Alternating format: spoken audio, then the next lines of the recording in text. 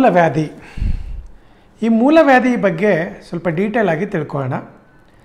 ಇದು ಯಾಕೆ ಬರುತ್ತೆ, ಇದರಲ್ಲಿ ಯಾವ ಥರ ಸಿಂಪ್ಟಮ್ಸ್ ಇರುತ್ತೆ, ಇದಕ್ಕೆ ಯಾವ್ಯಾವ ಥರ ಟ್ರೀಟ್ಮೆಂಟ್ಸ್ ಇದೆ, ಆಮೇಲೆ ತಾವು ಮನೆಯಲ್ಲಿ ಏನೇನು ಮಾಡ್ಕೋಬೋದು ಅಂತ. ತುಂಬ ಜನ ಈ ಮೂಲವ್ಯಾಧಿ ಬಂದ ತಕ್ಷಣ ಹೆದರ್ಕೊಳ್ಳೋದೇ ಜಾಸ್ತಿ ಹೊರತಾಗಿ ಅದಕ್ಕೆ ಟ್ರೀಟ್ಮೆಂಟ್ ಹುಡ್ಕೋ ಬದಲಾಗಿ. ಅದರಲ್ಲೂ ಹೆಣ್ಮಕ್ಳು ಈ ಥರ ಯಾವಾಗಾದರೂ ಪೈಲ್ಸು, ಫಿಸ್ಟುಲಾ, ಫಿಶರು ಕಾಣ್ಕೊಳ್ತು ಅಂತಂದರೆ ಸಂಕೋಚದಿಂದ ಎಷ್ಟೊಂದು ಸರಿ ಡಾಕ್ಟ್ರ್ ಹತ್ರನೇ ಹೋಗೋದಿಲ್ಲ. ಬಟ್ ಈ ಮೂಲವ್ಯಾಧಿ ಬಂದಿರೋದನ್ನು ನಾವು ಅಷ್ಟು ಈಸಿಯಾಗಿ ತೊಗೊಳ್ಬಾರ್ದು. ಯಾಕಂದರೆ ತಮಗೆ ಗೊತ್ತಿದೆಯೋ ಇಲ್ವೋ, ಎಷ್ಟೊಂದು ಸರಿ ಈ ಮೂಲವ್ಯಾಧಿ ಟ್ರೀಟ್ಮೆಂಟ್ ಮಾಡದೆ ಬಿಟ್ಟಾಗೆ ಇದು ಕ್ಯಾನ್ಸರ್ ಆಗಿ ಕೂಡ ಕನ್ವರ್ಟ್ ಆಗಿರೋದುಂಟು. ಸೊ ಹಾಗಾಗಿ ಇದನ್ನು ಅಷ್ಟು ಈಸಿಯಾಗಿ ನೆಗ್ಲೆಕ್ಟ್ ಮಾಡಬೇಡಿ, ನಿರ್ಲಕ್ಷ್ಯ ಮಾಡಬೇಡಿ. ಸೊ ಬನ್ನಿ ಈಗ ಮೂಲವ್ಯಾಧಿ ಅಂದರೆ ಏನು ಅಂತ ತಿಳ್ಕೊಳ್ಳೋಣ. ಮೂಲವ್ಯಾಧಿ ಅಂದ್ರೇನು? ಮೂಲ ಅಂದ್ರೇನು ಅಂದರೆ ನಮ್ಮಲ್ಲಿ ದೇಹದಲ್ಲಿರ್ತಕ್ಕಂಥ ಮೂಲ ಅಂದರೆ ನಾವು ಏನಸ್ಸು, ಮಲದ್ವಾರ, ಗುದದ್ವಾರ ಅಂತ ಏನು ಹೇಳ್ತೀವಿ ಅದನ್ನು ನಾವು ಮೂಲ ಅಂತ ಹೇಳ್ತೀವಿ. ಅದಕ್ಕೆ ಬರ್ತಕ್ಕಂಥ ಕಾಯಿಲೆಗಳನ್ನು ನಾವು ಮೂಲವ್ಯಾಧಿ ಅಂತ ಹೇಳ್ತೀವಿ. ಈ ಮೂಲವ್ಯಾಧಿಗೆ ಕಾಮನ್ ಆಗಿ ಟರ್ಮ್ಸ್ ಇರೋದೇನು ಅಂದರೆ ಪೈಲ್ಸು, ಫಿಸ್ಟುಲಾ, ಫಿಶರು, ಈ ಥರ ಎಲ್ಲ ಇದನ್ನು ನಾವು ಮೂಲವ್ಯಾಧಿನ ಇಂಗ್ಲೀಷಲ್ಲಿ ಹೇಳ್ತಕ್ಕಂಥವು. ಬಟ್ ಇದರಲ್ಲಿ ಏನಾಗುತ್ತೆ ಅಂದರೆ ಪೈಲ್ಸಲ್ಲಿರೋ ಸಿಮ್ಟಮ್ಸೇ ಬೇರೆ, ಫಿಸ್ಟುಲಾನಲ್ಲಿರ್ತಕ್ಕಂಥ ಸಿಮ್ಟಮ್ಸೇ ಬೇರೆ, ಫಿಶರ್ಗಿರ್ತಕ್ಕಂಥ ಸಿಮ್ಟಮ್ಸೇ ಬೇರೆ. ಸಿಮ್ಟಮ್ಸ್ ಜೊತೆಗೆ ಇದಕ್ಕೆ ಕೊಡ್ತಕ್ಕಂಥ ಟ್ರೀಟ್ಮೆಂಟ್ ಕೂಡ ಬೇರೆ ಬೇರೆ ಆಗಿರುತ್ತೆ. ಸೊ ಇದನ್ನೆಲ್ಲ ಸ್ವಲ್ಪ ಡೀಟೇಲಾಗಿ ತಿಳ್ಕೊಳ್ಳೋಣ. ನೋಡಿ, ಫಸ್ಟಾಗಿ ಪೈಲ್ಸ್ ಅಂದರೆ ಏನು? ನಾವು ಇದನ್ನು ಏನು ಹೇಳ್ತೀವಿ ಅಂದರೆ, ನಾವು ಮೋಷನ್ಗೆ ಹೋದಾಗೆ ಅಥವಾ ಮೋಷನ್ ಮಾಡಿದ ಮೇಲೆ ನಾವು ವಾಶ್ ಮಾಡಬೇಕಾದ್ರೆ ಕೈಗೆ ಏನಾದರೂ ಒಂದು ಮೂಳೆ ಥರ ಸಿಕ್ತು ಅಥವಾ ಒಂದು ಬೀಜ ಇದ್ರ ಥರ ನಮಗೆ ಏನು ಹೇಳ್ತಾರೆ ಮೊಳಕೆ ಥರ ಏನಾದರೂ ಸಿಕ್ತು ಅಂತಂದರೆ ಅದನ್ನು ನಾವು ಪೈಲ್ಸ್ ಅಂತ ಹೇಳ್ತೀವಿ. ಅದರಲ್ಲೂ ಕೂಡ ಎರಡು ಥರ ಇರುತ್ತೆ, ಒಂದು ಎಕ್ಸ್ಟರ್ನಲ್ ಪೈಲ್ಸು, ಇನ್ನೊಂದು ಇಂಟರ್ನಲ್ ಪೈಲ್ಸು. ಜೊತೆಗೆ ಅಂದರೆ ಪೈಲ್ಸು ಗುದದ್ವಾರದ ಹೊರಗಡೆ ಇರೋದನ್ನು ನಾವು ಎಕ್ಸ್ಟರ್ನಲ್ ಪೈಲ್ಸ್ ಅಂತ ಹೇಳ್ತೀವಿ, ಒಳಗಡೆ ಇರೋದನ್ನು ಇಂಟರ್ನಲ್ ಪೈಲ್ಸ್ ಅಂತ ಹೇಳ್ತೀವಿ. ಜೊತೆಗೆ ಬ್ಲೀಡಿಂಗ್ ಪೈಲ್ಸು, ನಾನ್ ಬ್ಲೀಡಿಂಗ್ ಪೈಲ್ಸ್ ಅಂತ ಕೂಡ ಹೇಳ್ತೀವಿ. ಯಾಕಂದರೆ ಪ್ರತಿಯೊಂದು ಮೂಲವ್ಯಾಧಿ ಅಥವಾ ಪೈಲ್ಸಲ್ಲಿ ಬ್ಲೀಡಿಂಗ್ ಆಗಲೇಬೇಕು ಇಲ್ಲ, ರಕ್ತಸ್ರಾವ ಆಗಲೇಬೇಕು ಅಂತಿಲ್ಲ. ಕೆಲವೊಂದು ಸರಿ ರಕ್ತಸ್ರಾವ ಇಲ್ಲದೇನೂ ಕೂಡ ನಿಮಗೆ ಮೂಲವ್ಯಾಧಿ ಹಾಗೇ ಕಾಣ್ಕೊಳ್ತಾ ಇರುತ್ತೆ. ಸೊ ನಿಮ್ಗೆ ಏನಾದರೂ ಒಂದು ಸ್ವಲ್ಪ ವಾಶ್ ಮಾಡೋ ಟೈಮಲ್ಲಿ ಮೊಳಕೆ ಥರ ಕಾಣ್ತು ಅಂದರೆ ನಿಮಗೆ ಪೈಲ್ಸ್ ಇದೆ ಅಂತ ಅರ್ಥ. ಸೊ ಅದನ್ನು ಹೆದರ್ಕೊಳ್ಳೋದು ಬೇಕಾಗಿಲ್ಲ. ತುಂಬ ಜನ ಏನು ಅಂದ್ಕೊಳ್ತಾರೆ, ಅಲ್ಲಿ ಆಪ್ರೇಷನ್ ಮಾಡೋಕ್ಕೆ ಹೋದಾಗೆ ಏನೆಲ್ಲ ಪ್ರಾಬ್ಲಮ್ ಆಯಿತು ಅಂತಂದರೆ ಅದಕ್ಕಿಂತ ಡಾಕ್ಟ್ರ್ ಹತ್ರನೇ ಹೋಗೋದು ಬೇಡ ಅಂತ ಬಿಟ್ಬಿಡ್ತಾರೆ. ಹಾಗೆ ಬಿಡಬಾರ್ದು. ಯಾಕಂದರೆ ಅಲ್ಲಿ ಗುದದ್ವಾರದಲ್ಲಿ ದುರ್ಮಾಂಸ ಬೆಳೆದಿರತಕ್ಕಂಥ ಕಂಡೀಷನ್ನ ನಾವು ಪೈಲ್ಸ್ ಅಂತ ಹೇಳ್ತೀವಿ. ಸೊ ಅದಕ್ಕೆ ಏನು ಅಂದರೆ ಒಂದು ಸರಿ ಡಾಕ್ಟ್ರ್ ಹತ್ರ ಹೋಗಿಬಿಟ್ಟು ನಿಮಗೆ ಎಕ್ಸ್ಟರ್ನಲ್ ಪೈಲ್ಸ್ ಇದೆಯಾ, ಇಂಟರ್ನಲ್ ಪೈಲ್ಸ್ ಇದೆಯಾ ಅಂತ ತಿಳ್ಕೊಂಡ್ರೆ ಭಾಳ ಉತ್ತಮ. ಆಮೇಲೆ ಎಲ್ಲ ಪೈಲ್ಸ್ಗೆ ಸರ್ಜರಿ ಬೇಕಾಗಿಲ್ಲ. ನಾವು ನಮ್ಮ ಶತಾಯುವಿನಲ್ಲಿ 120 ವರ್ಷದಿಂದ ಈ ಮೂಲವ್ಯಾಧಿ ಚಿಕಿತ್ಸೆನ ಮಾಡ್ತಾಯಿದ್ದೀವಿ. ಸೊ ನಿಮಗೆ ಆಪರೇಷನ್ ಇಲ್ಲದೇ ಪೈಲ್ಸ್ನ ಕಂಪ್ಲೀಟಾಗಿ ಗುಣಪಡಿಸ್ಕೊಳ್ಬೋದು. ನಾವು ಏನು ಮಾಡ್ತೀವಿ ಶತಾಯುವಿನಲ್ಲಿ ಅಂದರೆ, ಆಯುರ್ವೇದದಲ್ಲಿ ಒಂದು ಕ್ಷಾರಸೂತ್ರ ಅಂತ ಒಂದು ಚಿಕಿತ್ಸೆ ಇದೆ, ಪಂಚಕರ್ಮ ಚಿಕಿತ್ಸೆ. ಅದರಲ್ಲೂ ಒನ್ ಆಫ್ ದ ಪಂಚಕರ್ಮದಲ್ಲಿ ಅದನ್ನು ಒಂದು ಕೂಡ ನಾವು ಕ್ಷಾರಸೂತ್ರ ಅಂತ ಕೂಡ ಹೇಳ್ತೀವಿ. ಈ ಕ್ಷಾರಸೂತ್ರದಲ್ಲಿ ಏನು ಮಾಡ್ತೀವಿ ಅಂದರೆ, ಆ ಮೂಳೆ ಥರ ಏನು ಬೆಳೆದಿರುತ್ತೆ ಗುದದ್ವಾರದಲ್ಲಿ, ಅದನ್ನು ಯೂಶಲಿ ಏನು ಮಾಡ್ತಾರೆ ಬೇರೆ ಡಾಕ್ಟರ್ಸು, ಅದನ್ನು ಆಪ್ರೇಷನ್ ಥಿಯೇಟ್ರಲ್ಲಿ ಕರ್ಕೊಂಡು ಹೋಗ್ಬಿಟ್ಟು ಅದನ್ನು ಕಟ್ ಮಾಡಿಬಿಡ್ತಾರೆ. ಕಟ್ ಮಾಡಿದಾಗ ಏನಾಗುತ್ತೆ, ನಿಮಗೆ ಅದು ಮತ್ತೆ ಬೆಳೆಯೋ ಚಾನ್ಸಸ್ ಇರುತ್ತೆ. ಒಂದು. ಎರಡನೇದು, ಎಲ್ಲಿ ಕಟ್ ಮಾಡಿರ್ತಾರೆ ಆ ಭಾಗದ ಗುದದ್ವಾರದಲ್ಲಿ, ಆ ಗುದದ್ವಾರದಲ್ಲಿ ಏನು ಎಲಾಸ್ಟಿಸಿಟಿ ಅಂತ ಹೇಳ್ತೀವಿ, ಎಲಾಸ್ಟಿಸಿಟಿ ಕಡಿಮೆ ಆಗಿಬಿಡುತ್ತೆ. ಅದಕ್ಕೆ ವಯಸ್ಸಾದ ಮೇಲೆ ನಿಮಗೆ ಈವನ್ ಗ್ಯಾಸ್ ಬಂದರೂ ಕೂಡ, ಮೋಷನ್ ಬಂದರೂ ಕೂಡ ಕಂಟ್ರೋಲ್ ಮಾಡ್ಕೊಳ್ಳೋಕ್ಕಾಗಲ್ಲ. ಅದು ಆಪ್ರೇಷನ್ನ ಸೈಡ್ ಎಫೆಕ್ಟು ಈ ಪೈಲ್ಸಲ್ಲಿ.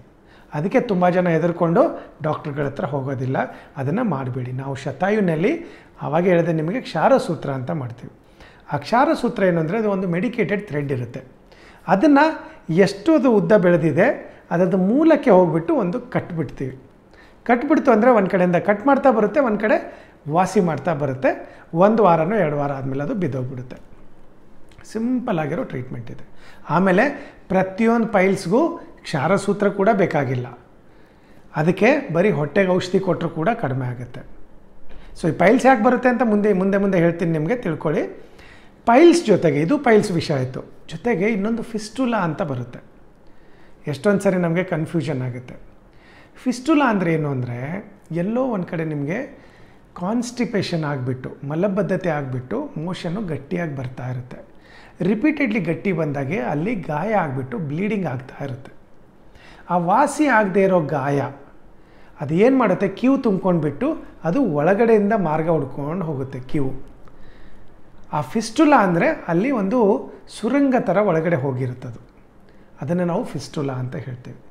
ಆ ಫಿಸ್ಟುಲಾನು ಕೂಡ ನೀವು ಪರಿಗಣಿಸ್ದೇ ಸುಮ್ಮನೆ ಮನೆಯಲ್ಲೇ ಕೂತ್ಕೊಂಡು ಕಾಯ್ಕೊಂಡು ಕೂತ್ಕೋಬೇಡಿ, ಅದಕ್ಕೂ ಕೂಡ ತುಂಬ ಸುಲಭವಾದ ಚಿಕಿತ್ಸೆ ಇದೆ. ಜೊತೆಗೆ ಇನ್ನೊಂದು ಫಿಶರ್ ಅಂತ ಹೇಳ್ತೀವಿ ನಾವು. ಫಿಶರ್ ಅಂದರೆ ಏನು ಅಂದರೆ, ಮೋಷನ್ ಯಾವಾಗೂ ಗಟ್ಟಿ ಬಂದು ಗುದದ್ವಾರದ ವಾಲ್ ಏನಿರುತ್ತೆ, ಅದ್ರ ಭಾಗ ಏನಿರುತ್ತೆ ಅಲ್ಲಿ ಯಾವಾಗೂ ಗಟ್ಟಿ ಬಂದು ಬ್ಲೀಡಿಂಗ್ ಆಗಿ ಗಟ್ಟಿ ಬಂದಾಗೆ ಬ್ಲೀಡಿಂಗ್ ಆಗೋದು, ಸಾಫ್ಟ್ ಆದಾಗೆ ಸ್ಟಾಪ್ ಆಗಿಬಿಟ್ಟು ಅದ್ರ ಪಾಡಿಗೆ ಅದು ಹೀಲ್ ಆಗ್ತಾ ಇರುತ್ತೆ. ಅಲ್ಲಿ ಆ ರಿಪೀಟೆಡ್ಲಿ ಆಗೋ ಪ್ಲೇಸಲ್ಲಿ ಯಾವಾಗೂ ಮೋಷನ್ ಗಟ್ಟಿ ಆದಾಗೆಲ್ಲ ಏನು ಬ್ಲೀಡಿಂಗ್ ಬರುತ್ತೆ ಅದನ್ನು ನಾವು ಫಿಶರ್ ಅಂತ ಹೇಳ್ತೀವಿ. ತಾವು ನೋಡಿರ್ಬೋದು, ಫಿಶರ್ ಇರೋರಿಗೆ ತುಂಬಾ ನೋವಿರುತ್ತೆ, ಗುದದ್ವಾರದಲ್ಲಿ ತಡ್ಕೊಳ್ಳೋಕ್ಕಾಗದೇ ಇರೋಷ್ಟು ನೋವಿರುತ್ತೆ. ಸೊ ಅದನ್ನು ನಾವು ಫಿಶರ್ ಅಂತ ಹೇಳ್ತೀವಿ. ಸೊ ಎಲ್ಲದರಲ್ಲೂ ಒಂದು ಕಾಮನ್ ಆಗಿ ಈಗ ಬ್ಲೀಡಿಂಗ್ ಪೈಲ್ಸ್ ಇತ್ತು ಅಥವಾ ಬ್ಲೀಡಿಂಗ್ ಫಿಶರ್ ಇತ್ತು, ಬ್ಲೀಡಿಂಗ್ ನಮಗೆ ಫಿಸ್ಟುಲಾ ಇತ್ತು ಅಂದರೆ ಹೇಗೆ ತಿಳ್ಕೊಬೇಕು ಅಂದರೆ ಒಂದು ಅರ್ಥ ಮಾಡ್ಕೊಳ್ಳಿ. ಬ್ಲೀಡಿಂಗ್ ಪೈಲ್ಸಲ್ಲಿ ಏನಾಗುತ್ತೆ, ನಿಮಗೆ ಮೋಷನ್ ಜೊತೆಗೇ ಅಂದರೆ ಮೋಷನ್ ಸೈಡಿಗೆ ಅಂಟ್ಕೊಂಡು ಬ್ಲಡ್ ಬಂದಿರುತ್ತೆ, ಅದನ್ನು ನಾವು ಪೈಲ್ಸು ಅಂತ ಹೇಳ್ಬೋದು. ಮೋಷನ್ ಬಂದ ಮೇಲೆ ಫ್ಲ್ಯಾಶ್ ಥರ ಏನಾರ ಬ್ಲಡ್ ಬಿತ್ತು ಟಾಯ್ಲೆಟಲ್ಲಿ ಅಂತಂದರೆ ಅದನ್ನು ನಾವು ಫಿಶರ್ ಅಂತ ಹೇಳ್ತೀವಿ ಅಥವಾ ಫಿಸ್ಟುಲಾ ಅಂತ ಕೂಡ ಹೇಳ್ತೀವಿ. ಅದರಲ್ಲಿ ಆ ಥರ ಬ್ಲೀಡಿಂಗ್ ಆಗುತ್ತೆ. ಸೊ ಇದನ್ನು ನಾವು ಮೂಲವ್ಯಾಧಿನಲ್ಲಿ ಈ 3 ಥರ ಡಿಫ್ರೆಂಟ್ ಸ್ಟೇಜ್ ಇದೆ, ಪೈಲ್ಸು, ಫಿಸ್ಟುಲಾ, ಫಿಶರ್. ಈ 3 ಕೂಡ ಗುದದ್ವಾರಕ್ಕೆ ಬರ್ತಕ್ಕಂಥ ಕಾಯಿಲೆಗಳು. ಯಾಕೆ ಬರುತ್ತೆ ಇದು ಈ ಥರ? ಎಲ್ಲರಿಗೂ ಬರೋದಿಲ್ಲ, ನನಗೆ ಮಾತ್ರ ಯಾಕೆ ಬಂತು? ಒಂದು ಅರ್ಥ ಮಾಡ್ಕೊಳ್ಳಿ, ಯಾವಾಗೂ ಅಷ್ಟೇ ಯಾವುದೇ ಮೂಲವ್ಯಾಧಿ ಇರ್ಬೋದು, ಪೈಲ್ಸ್, ಫಿಸ್ಟುಲಾ, ಫಿಶರಲ್ಲಿ ಫಸ್ಟು ಶುರು ಆಗೋದು ಕಾನ್ಸ್ಟಿಪೇಷನ್ ಅಥವಾ ಮಲಬದ್ಧತೆಯಿಂದ. ಯಾರ್ಯಾರಿಗೆ ಮಲಬದ್ಧತೆ ಇರುತ್ತೆ, ಇವತ್ತಿಲ್ಲ ಅಂದ್ರೂ ಕೂಡ ಮುಂದೆ ಒಂದಿಲ್ಲ ಒಂದು ದಿವಸ ನಿಮಗೆ ಪೈಲ್ಸ್ ಆಗೋ ಚಾನ್ಸಸ್ ತುಂಬ ಇದೆ. ಸೊ ಮಲಬದ್ಧತೆ ಇದ್ದರೆ, ಕಾನ್ಸ್ಟಿಪೇಷನ್ ಇದ್ದರೆ ಸುಮ್ಮನೆ ಅದನ್ನು ಗುಣಪಡಿಸ್ಕೊಳ್ಳೋದನ್ನೇ ಬಿಡಬೇಡಿ, ಹಾಗೆ ಸಫರ್ ಆಗಬೇಡಿ. ಲಾಂಗ್ ರನ್ನಲ್ಲಿ ನಿಮಗೆ ಪೈಲ್ಸು, ಫಿಸ್ಟುಲಾ, ಫಿಶರ್ ಆಗೋದು ಖಚಿತ. ಸೊ ಅದಕ್ಕೆ ತಾವು ಏನು ಮಾಡಬೇಕು ಅಂತಂದರೆ, ಈ ಥರ ಪೈಲ್ಸು, ಫಿಸ್ಟುಲಾ, ಫಿಶರ್ ಇತ್ತು ಅಂತಂದರೆ ಫಸ್ಟು ಕಾನ್ಸ್ಟಿಪೇಷನ್ ಆಗದೇ ಇರೋ ಥರ ನೋಡ್ಕೋಬೇಕು, ಮಲಬದ್ಧತೆ ಆಗದೇ ಇರೋ ಥರ ನೋಡ್ಕೋಬೇಕು. ಎರಡನೇದು ಬಂದುಬಿಟ್ಟು, ಯಾರ್ಯಾರಿಗೆ ಪೈಲ್ಸು, ಫಿಸ್ಟುಲಾ, ಫಿಶರ್ ಇರುತ್ತೆ ಆ ನೋವು ಎಷ್ಟಿರುತ್ತೆ ಅಂತ ತಮಗೆ ಚೆನ್ನಾಗಿ ಗೊತ್ತಿರುತ್ತೆ. ಸೊ ಅದನ್ನು ಫಸ್ಟ್ ನಿಲ್ಲಬೇಕು ಅಂದರೆ ಖಾರ, ಹುಳಿ, ಮಸಾಲೆ ಪದಾರ್ಥ, ಎಣ್ಣೆನಲ್ಲಿ ಕರೆದಿರೋ ಪದಾರ್ಥ ಜಾಸ್ತಿ ತಿನ್ನಬಾರ್ದು. ಜೊತೆಗೆ ಗುಟ್ಕಾ, ತಂಬಾಕು ಸೇವನೆ, ಸಿಗರೇಟ್ ಸೇವನೆ, ಸ್ಮೋಕಿಂಗು ಇದನ್ನೆಲ್ಲ ಅವಾಯ್ಡ್ ಮಾಡಬೇಕು. ಮಾಡಿದರೆ ನಿಮಗೆ ಪೈಲ್ಸು, ಫಿಸ್ಟುಲಾ, ಫಿಶರು ಟ್ರೀಟ್ಮೆಂಟ್ ಮಾಡೋದು ಭಾಳ ಈಸಿ. ಜೊತೆಗೆ ಆದಷ್ಟು ಜಾಸ್ತಿ ನೀರು ಕುಡಿಬೇಕು. ಮಲಬದ್ಧತೆ ಬರೋದೇ ನೀರಿನ ಅಂಶ ನಾವು ಕಡಿಮೆ ತಗೊಳ್ತಾ ಇದ್ದರೆ. ನೀರಿನ ಜೊತೆಗೆ ನಾರಿನಾಂಶ, ನಾರಿ ಅಲ್ಲ ನಾರಿನಾಂಶ ಅಂದರೆ ನಾವು ಫೈಬರ್ ಕಂಟೆಂಟ್ ಅಂತ ಹೇಳ್ತೀವಿ. ಊಟದಲ್ಲಿ ನಾವು ಜಾಸ್ತಿ ಫೈಬರ್ ಕಂಟೆಂಟ್ ತೊಗೊಳ್ತಾ ಇಲ್ಲ ಅಂದರೆ ಮಲಬದ್ಧತೆ ಬರುತ್ತೆ, ಕಾನ್ಸ್ಟಿಪೇಷನ್ ಆಗುತ್ತೆ, ಅದರಿಂದ ಪೈಲ್ಸು, ಫಿಸ್ಟುಲಾ, ಫಿಶರ್ ಬರೋ ಚಾನ್ಸಸ್ ತುಂಬ ಇರುತ್ತೆ. ಅದಕ್ಕೆ ನಾರಿನಾಂಶ ತೊಗೋಬೇಕು. ಎದೆದ್ರಲ್ಲಿರುತ್ತೆ? ಮೊಳಕೆ ಕಾಳು, ಎಲ್ಲ ತರಕಾರಿಗಳು, ಸೊಪ್ಪಿನ ಪಲ್ಯಗಳು, ಓಕೆ, ಇಂಥ ಎಲ್ಲದರಲ್ಲೂ ಕೂಡ ನಿಮಗೆ ನಾರಿನಾಂಶ ಜಾಸ್ತಿ ಇರುತ್ತೆ. ಸೊ ಆದಷ್ಟು ವೆರೈಟಿ ಆಫ್ ಫ್ರೂಟ್ಸು, ವೆಜಿಟೇಬಲ್ಸು, ಸೊಪ್ಪಿನ ಪಲ್ಯಗಳು, ದಂಟು ಪಲ್ಯ ಅಂತೆಲ್ಲ ಹೇಳ್ತಾರಲ್ಲ, ಆಮೇಲೆ ಮೂಲಂಗಿ, ಈರುಳ್ಳಿ, ಸೌತೆಕಾಯಿ, ಇದರಲ್ಲೆಲ್ಲ ನಾರಿನಾಂಶ ಜಾಸ್ತಿ ಇರುತ್ತೆ. ಎಷ್ಟು ಜಾಸ್ತಿ ಊಟ ಮಾಡ್ತೀರಾ ಇದನ್ನು ಮಲಬದ್ಧತೆ ಆಗದೇ ಇರೋ ಥರ ನೋಡ್ಕೋಬೋದು. ಈವನ್ ಪೈಲ್ಸ್ ಕೂಡ ತಾವು ಮನೆಯಲ್ಲಿ ಗುಣಪಡಿಸ್ಕೋಬೋದು. ಇಷ್ಟೆಲ್ಲ ಮಾಡಿದ ಮೇಲೂ ಕೂಡ ನಿಮಗೆ ನೋವು ತಡ್ಕೊಳಕ್ಕಾಗ್ತಾ ಇಲ್ಲ, ಪೈಲ್ ಮಾಸ್ ಕೈಗೆ ಸಿಗ್ತಾ ಇದೆ, ಬ್ಲೀಡಿಂಗ್ ಆಗ್ತಾ ಇದೆ ಅಂತಂದರೆ ಕೆಳಗಡೆ ಬರ್ತಾ ಇರ್ತಕ್ಕಂಥ ನಂಬರ್ಗೆ ಒಂದು ಸರಿ ಫೋನ್ ಮಾಡಿ, ನಮ್ಮ ಡಾಕ್ಟ್ರುಗಳು ನಿಮ್ಮನ್ನು ಹೆಲ್ಪ್ ಮಾಡ್ತಾರೆ. ಲೇಡೀಸ್ಗೆ ಲೇಡಿ ಡಾಕ್ಟ್ರೇ ಇದ್ದಾರೆ, ಜೆಂಟ್ಸ್ಗೆ ಜೆಂಟ್ಸ್ ಡಾಕ್ಟ್ರೇ ಇದ್ದಾರೆ. ನಿಮಗೆ ನೀಟಾಗಿ ಹಿಸ್ಟ್ರಿ ತೊಗೊಂಡ್ಬಿಟ್ಟು ಯಾಕೆ ಬಂದಿದೆ, ಹೇಗಾಗಿದೆ ಇದೆಲ್ಲ ತಿಳ್ಕೊಂಡು ಅದಕ್ಕೆ ಯಾವ ಥರ ಟ್ರೀಟ್ಮೆಂಟ್ ಇದೆ ಅಂತ ನಿಮಗೆ ಡೀಟೇಲಾಗಿ ಹೇಳ್ತಾರೆ.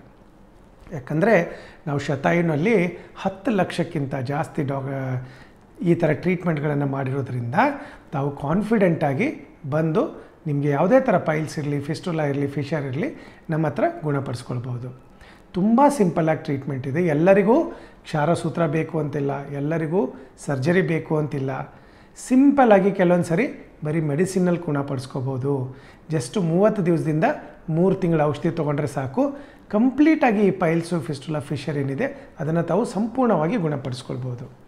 ಸೊ ಯಾರಿಗೆ ಪೈಲ್ಸ್ ಬಂದ್ರೂ ಕೂಡ ಹೆದರ್ಕೋಬೇಡಿ, ಆದಷ್ಟು ನೆಗ್ಲೆಕ್ಟ್ ಮಾಡಬೇಡಿ. ಹತ್ತಿರ ಇರೋ ಡಾಕ್ಟ್ರ್ ಹತ್ರ ತೋರಿಸಿ. ಇಲ್ಲ ನಿಮಗೆ ಸಂಕೋಚ ಆಗ್ತಾಯಿದೆ, ಯಾರನ್ನು ಹೇಳ್ಕೊಳ್ಳೋದು ಅಂತಂದರೆ ಕೆಳಗಡೆ ಬರ್ತಾ ಇರ್ತಕ್ಕಂಥ ನಂಬರ್ಗೆ ಒಂದು ಸರಿ ಫೋನ್ ಮಾಡಿ, ನಮ್ಮ ಡಾಕ್ಟ್ರು ತಮಗೆ ಕಂಪ್ಲೀಟಾಗಿ ಹೆಲ್ಪ್ ಮಾಡ್ತಾರೆ. ಆದಷ್ಟು ಮನೆಯಲ್ಲಿ ಆವಾಗೇ ಹೇಳಿದೆ ನಾನು, ಜಾಸ್ತಿ ನೀರು ಕುಡ್ಕೊಳ್ಳಿ, ತುಂಬ ಖಾರ ಹುಳಿ ಮಸಾಲೆ ಪದಾರ್ಥ ಜಾಸ್ತಿ ತಿನ್ನಬೇಡಿ, ಟೈಮಿಗೆ ನಿದ್ರೆ ಮಾಡಬೇಕು, ಟೈಮಿಗೆ ಊಟ ಮಾಡಬೇಕು. ನಿದ್ರೆ ಕಡಿಮೆ ಆದರೂ ಕೂಡ ಅದರಲ್ಲೂ ನೈಟ್ ಶಿಫ್ಟ್ ಮಾಡೋರಿಗೆ ಭಾಳ ಬೇಗ ಪೈಲ್ಸು ಫಿಸ್ಟುಲಾ ಫಿಷರ್ ಬರುತ್ತೆ. ಸೊ ನಿದ್ರೆ ಚೆನ್ನಾಗಿ ಮಾಡಬೇಕು, ಸ್ಟ್ರೆಸ್ಸು ಟೆನ್ಷನ್ ಕಡಿಮೆ ಮಾಡ್ಕೋಬೇಕು, ಆ್ಯಂಗ್ಸೈಟಿ ಡಿಪ್ರೆಷನ್ ಮೂಡ್ ಸ್ವಿಂಗ್ ಇದ್ದರೆ ಅದನ್ನು ಫಸ್ಟ್ ಗುಣಪಡಿಸ್ಕೊಳ್ಬೇಕು. ಆಮೇಲೆ ಕೆಲವೊಂದು ಹೀಟ್ ಉತ್ಪತ್ತಿ ಆಗ್ತಕ್ಕಂಥ ಉಷ್ಣ ಪದಾರ್ಥಗಳು ಜಾಸ್ತಿ ತೊಗೊಂಡ್ರೆ ಅಥವಾ ಕೆಲವೊಂದು ಮೆಡಿಸಿನ್ಸು ಅದರಿಂದ ಕೂಡ ಹೀಟ್ ಜಾಸ್ತಿ ಆಗುತ್ತೆ. ಅಂಥದ್ದೆಲ್ಲ ತೊಗೊಂಡ್ರೂ ಕೂಡ ಅಂಥದ್ದೆಲ್ಲ ಮಾಡೋದ್ರಿಂದ ಕೂಡ ನಿಮಗೆ ಪೈಲ್ಸು ಫಿಸ್ಟುಲಾ ಬರೋ ಚಾನ್ಸಸ್ ತುಂಬ ಇದೆ. ಸೊ ನೋಡಿದ್ರಲ್ವ, ಈಗ ಪೈಲ್ಸ್ ಅಂದ್ರೇನು, ಫಿಸ್ಟುಲಾ ಅಂದ್ರೇನು, ಫಿಷರ್ ಅಂದರು. ಯಾಕಂದರೆ 3 ಕಾಯಿಲೆಗಳು ಬೇರೆ ಥರನೇ ಇದೆ, 3ಕ್ಕೂ ಕೂಡ ಚಿಕಿತ್ಸೆ ಕೂಡ ಬೇರೆ ಬೇರೆ ಥರನೇ ಇದೆ. ಬಟ್ ಎಲ್ಲವೂ ಶುರು ಆಗೋದು ಸಿಂಪಲ್ಲಾಗಿ ಕಾನ್ಸ್ಟಿಪೇಷನಿಂದ. ಜೊತೆಗೆ ಸರಿಯಾಗಿ ನಿದ್ರೆ ಮಾಡದೇ ಇದ್ದರೆ, ನಾರಿನಾಂಶ ತಿಂತಾ ಇಲ್ಲ ಸರಿಯಾಗಿ ಅಂದರೆ, ನೀರು ಸರಿಯಾಗಿ ಕುಡಿತಾ ಇಲ್ಲ ಅಂತಂದರೆ ಖಂಡಿತವಾಗಿಯೂ ತಮಗೆ ಮೂಲವ್ಯಾಧಿ ಬರೋ ಚಾನ್ಸಸ್ ತುಂಬ ಇರುತ್ತೆ. ಕಾನ್ಸ್ಟಿಪೇಷನು ಇವಾಗೆ ಶುರು ಆಗಿದೆ ಅಂತ ಅಂದ್ಕೊಂಡು ನೆಗ್ಲೆಕ್ಟ್ ಮಾಡಬೇಡಿ.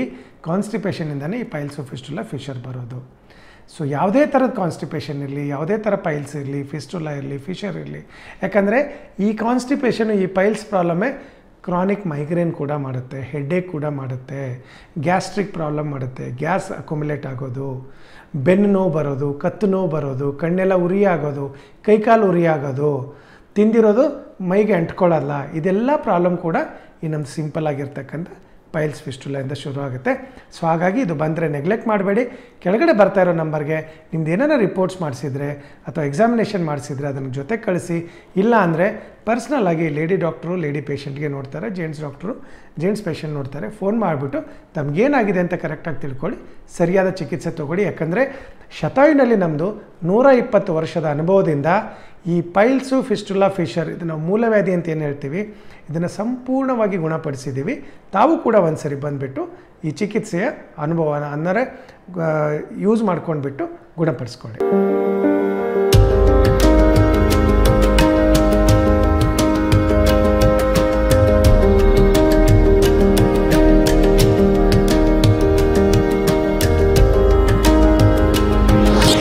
ಶತಾಯು ಆಯುರ್ವೇದ ಸೆಂಟರ್ ಸುಮಾರು 120 ವರ್ಷಗಳ ಇತಿಹಾಸ ಹೊಂದಿರುವಂತಹ ಈ ಆಯುರ್ವೇದ ಸೆಂಟರ್ ಆಯುರ್ವೇದ ಕ್ಷೇತ್ರದಲ್ಲಿ ಮಹತ್ತರವಾದ ಸಾಧನೆ ಮಾಡಿದೆ.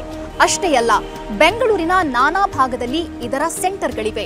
ಇದರ ಜೊತೆಗೆ 35ಕ್ಕೂ ಹೆಚ್ಚು ವೈದ್ಯರು ಸೇರಿದಂತೆ 100ಕ್ಕೂ ಹೆಚ್ಚು ಥೆರಪಿಸ್ಟ್ಗಳು ರೋಗಿಗಳ ಸೇವೆಯಲ್ಲಿ ನಿರತರಾಗಿದ್ದಾರೆ. ಇನ್ನೂ ವಿಶೇಷ ಅಂತಂದ್ರೆ ಸುಮಾರು 10 ಲಕ್ಷಕ್ಕೂ ಅಧಿಕ ರೋಗಿಗಳಿಗೆ ಈ ಶತಾಯು ಸೆಂಟರ್ ಚಿಕಿತ್ಸೆ ನೀಡಿದೆ. ಅಷ್ಟೇ ಅಲ್ಲ, ಅವರ ರೋಗವನ್ನ ಗುಣಪಡಿಸಿ ಅವರ ಮೊಗದಲ್ಲಿ ನಗು ಬರುವಂತಹ ಮಹತ್ ಕಾರ್ಯವನ್ನ ಮಾಡಿದೆ.